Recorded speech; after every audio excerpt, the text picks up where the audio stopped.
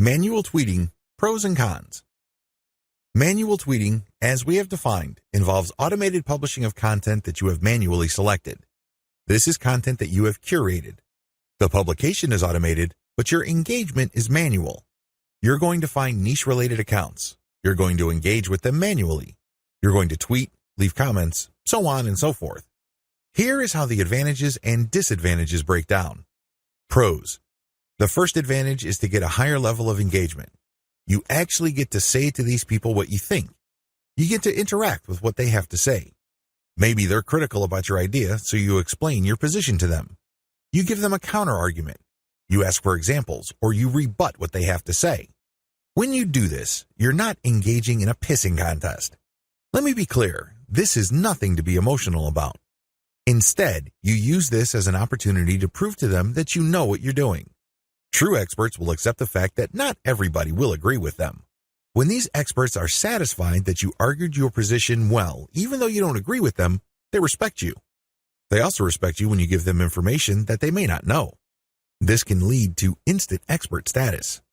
You only need to do this a couple of times with the right people and, believe me, they become your cheerleader. Another advantage is you get access to a pre-qualified niche audience. When an authority leader interacts with you on Twitter, they're actually publishing their conversation with you on their feed. This is a big opportunity. Don't blow it. When they respect you enough to keep responding and you give them one top-notch answer after another, they might even retweet a tweet of yours. This is a bonanza. Why? These people are already experts on Twitter in a specific niche field. This means that they have attracted people who consider them authorities. When they engage with your content to the point that their followers see your brand and your content, you get access to that audience. Psychologically, people would see if the person that I respect and admire so much respects this other person who I don't know enough to engage with them respectfully. I should pay attention. If this keeps up and the person who they follow keeps repeating your stuff or keeps engaging with you, it's only a matter of time until some of their audience members would jump over and follow you as well. Please understand, this is not a zero-sum game. It's not like they would unfollow the one expert to follow another expert. Instead, they're already following one expert and they would just follow another expert. They would be following an additional expert. You're increasing the social influence pie instead of fighting over somebody else's influence. They're not losing out. Another advantage to manual tweeting is the speed at which you get backlinks. I cannot emphasize this enough. If you want to boost your website's SEO and you want to get more search engine traffic, you will need backlinks. You can get this much faster when you do manual engagement. The people you're engaging with are in a better position to see that you know what you're talking about. You get to earn their trust and their respect faster. Once this happens, they are more likely to interview you or share content that you posted on your website. Whatever the case may be, this produces a backlink. This backlink really is a measurement of respect for your authority or an acknowledgement of your credibility. It acts as a vote of confidence. The more you reach out to a lot of authorities, the more high-quality backlinks you get. This can boost the overall ranking of your website. Finally, you may be invited to speak at conventions, workshops, or seminars.